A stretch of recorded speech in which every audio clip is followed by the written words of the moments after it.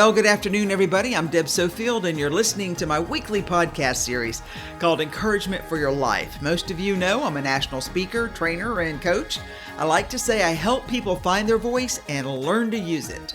I'm also a conference speaker on the topics of public speaking, presentation skills, how to deal with the media, and crisis communication. I've got a number of other presentations on my website if you'd like to check those out.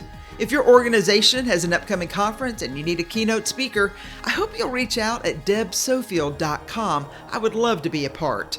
I've got a number of great books on the market. My best-selling book, Speak Without Fear. My book, Perfecting Your Platform. Both of those are on Amazon and Audible if you like to listen to books. And my series, Encouragement for Your Life, which is a compilation of these podcasts, they're available on Amazon, volumes 1 through 3. Just go into Amazon, type in my name, Deb Sofield, all my books will appear. I've got a great show today, and I'm calling it The Kindness of Strangers. Thanks for joining me. Let's get started with today's show. I am pretty sure at some time or another, when you least expected it, a stranger helped you. The kindness of strangers, completely unexpected, gratefully accepted, and long remembered. It happens sometimes when a thought flashes in your mind, I could use some help here. And suddenly, seeming out of nowhere, someone comes to your aid, answering your silent prayer or your out loud request to any visiting angel to hurry up and help. I can remember many times when I uttered a prayer or a word or even a thought that flickered through my mind requesting help when, lo and behold, someone in human form appeared and saved me from whatever trouble I just happened to land myself in. In fact, I can think of so many times this has happened that, without a doubt, I'm keeping somebody pretty busy who is watching over me. Now, I'm not sure how it happened.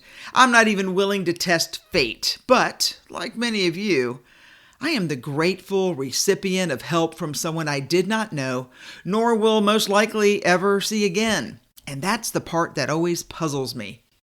We all have amazing, almost unbelievable stories, except we know them to be true, that would make the hair on our arms or our head stand on end if we were to relate the incident that made us stop and whisper a prayer of gratitude when the helper appeared.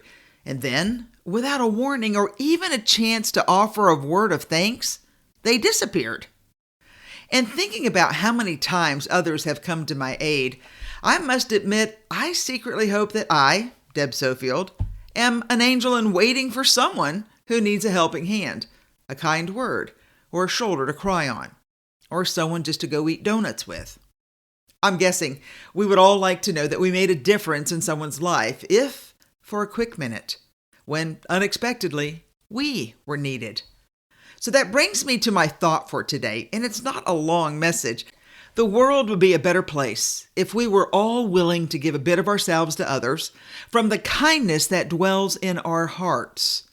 Now, if kindness does not naturally dwell in your heart due to damage from past mistakes or pain caused by others, then call on your better self and push through for your better angels to come to your aid and the aid of those who have been put in your path. Friend, do not hold back from helping someone when you could, with or without much effort. Give a bit of yourself without expectation of compensation or reward.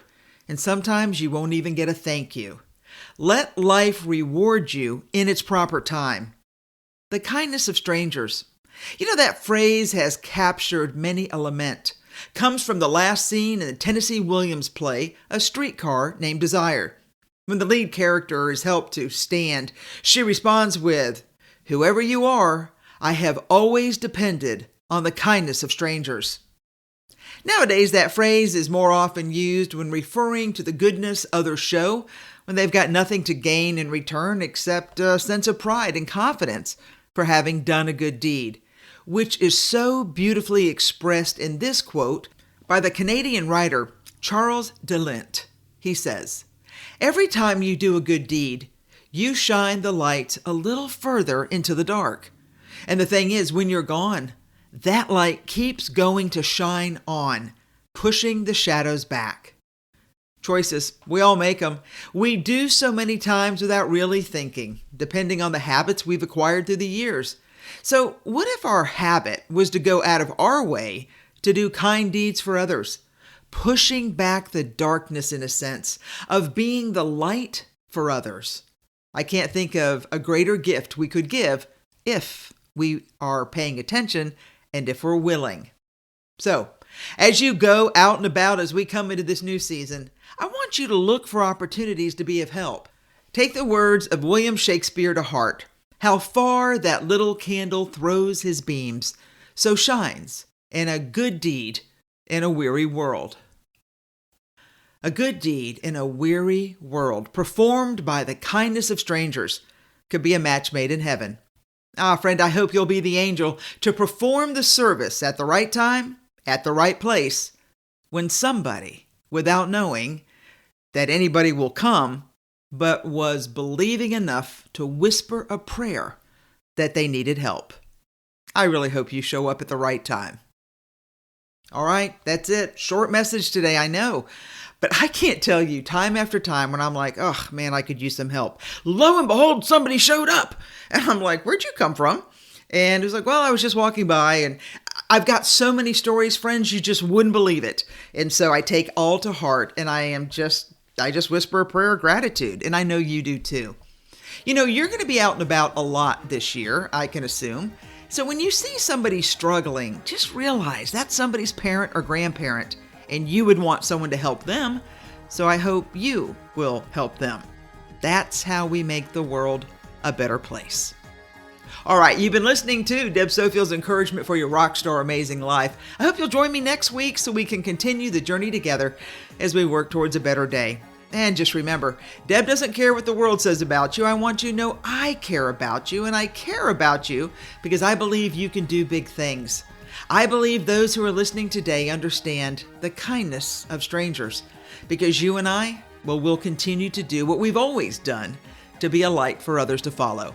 All right, here's my promise. I'm going to walk alongside you until you reach your dream of achievement, and together we'll cheer you on to greatness.